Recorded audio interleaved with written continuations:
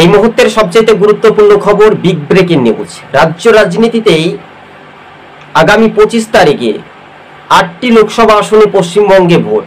এই 8টি লোকসভা আসনে কোন দল কটি আসন জিততে পারে, এই 6 দফা নির্বাচনে একেবারে শেষের পর্যায়ে, অর্থাৎ এই মুহূর্তে আমরা বলতেই পারি, কেননা এই আসনগুলি 8টি লোকসভা আসনে কারা কারা জয় হতে পারে, কোন দল কটি আসন পেতে পারে, সিপিএম, কংগ্রেস, বিজেপি, তৃণমূল সহ অন্যান্য রাজনৈতিক দলগুলো।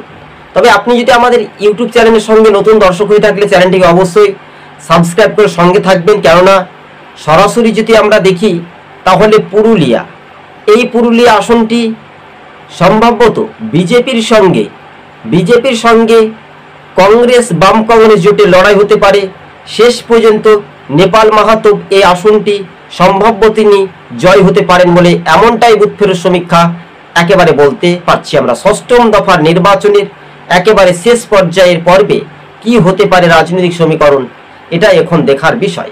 তবে অন্যদিকে পূর্ব মেদিনীপুর জেলার তমলুক লোকসভা আসনটি চরম হাড্ডাহাড্ডি লড়াই। শেষ পর্যন্ত ওই আসনটি সিপিএম প্রার্থী এবং বিজেপির প্রার্থী অভিজিৎ গাঙ্গুলি, হাইকোর্টের অবসরপ্রাপ্ত বিচারপতি, তার সঙ্গে সিপিআইএমের জোট টক্কর লড়াই এবং তৃণমূলের দেবাংশু ভট্টাচার্য তৃণমূল ও বিজেপির ভোট কাটাকাটির অঙ্কে হিসেবে বলছে বা অনুপাতে বলছে তমলুক আসনটি সিপিএম প্রার্থী সায়ন ব্যানার্জি সম্ভাব্য তিনি এগিয়ে থাকতে পারেন বলে এমনটাই একটা আশঙ্কা বা এমনটাই একটা রাজনৈতিক সমীকরণে আলোচনা করানো হচ্ছে।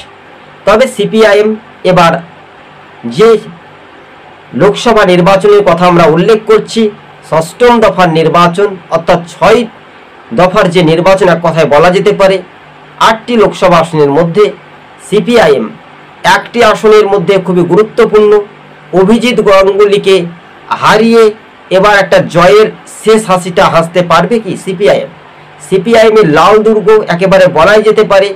নন্দীগ্রামে যেমন বিজেপির নেতার পরিবারের মাকে একেবারে খুন হয়েছে বলে এমনটাও কিন্তু রাজনৈতিক মহলে প্রতিবাদ, উত্তপ্ত পরিস্থিতি, সেই মতাবেগ অনুযায়ী বা অনুসারে এবং হাইকোর্টের অবসরপ্রাপ্ত বিচারপতি বেকার যুবদের অন্ধকারে ঘোলা জলে মাছ ধরতে গিয়ে তিনি বিজেপিতে গিয়েছেন বলে এমনটাই নাটকীয় তথ্য প্রমাণ।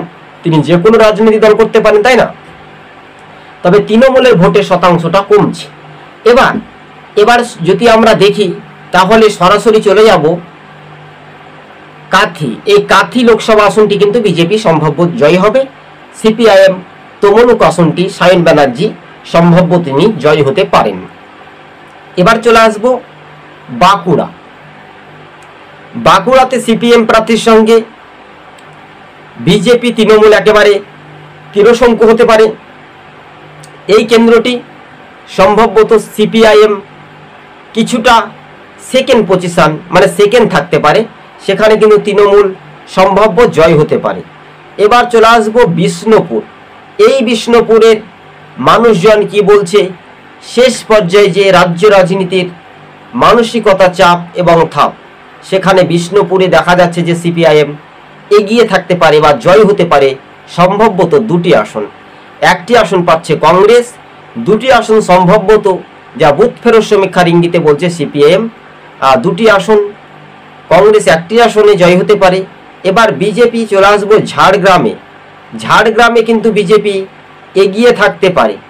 ঝাড়গ্রামটা বিজেপি এগিয়ে থাকতে পারে সরাসরি এই ঝাড়গ্রামটা যদি বলা হয় তাহলে ঝাড়গ্রামে বিজেপি এগিয়ে থাকতে পারে। অন্যদিকে সরাসরি চলে আসবো ঘাটাল। এই ঘাটালটাও কিন্তু বিজেপি এগিয়ে থাকবে।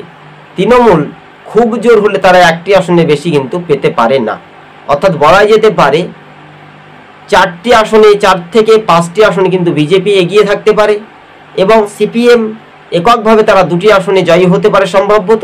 কংগ্রেস 1টি আসনে জয়ী হতে পারে যেহেতু নেপাল মাহাতো পুরুলিয়া আসনটি, এবং দিল্লির চাঁদনি চক, নর্থ ইস্ট দিল্লির নিউ দিল্লি বিভিন্ন পর্যালোচনা করে আমরা দেখেছিলাম।